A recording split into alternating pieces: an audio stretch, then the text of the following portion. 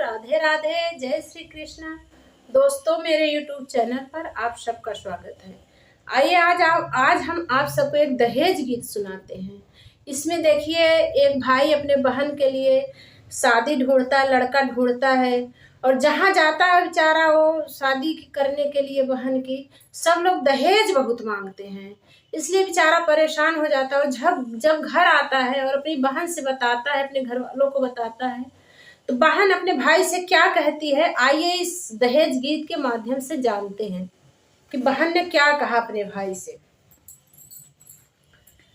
केहू के दुअरमा जिन जाया हो भैया, केहू के दुअरमा जिन जाया हो भैया, हो जय बियहवा हमार हो। केहू के दुअरमा जिन जाया हो भैया, हो जय बियहवा हमार हो।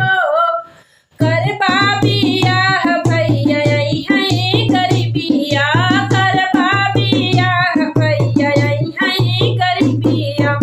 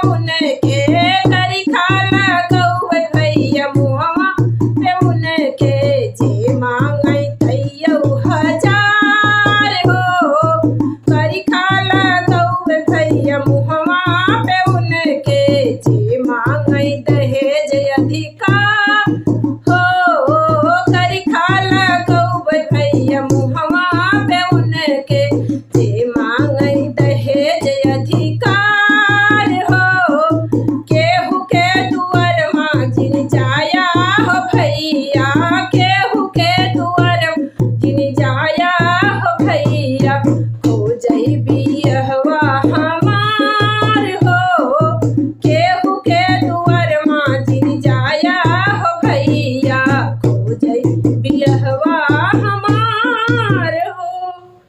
धन्यवाद।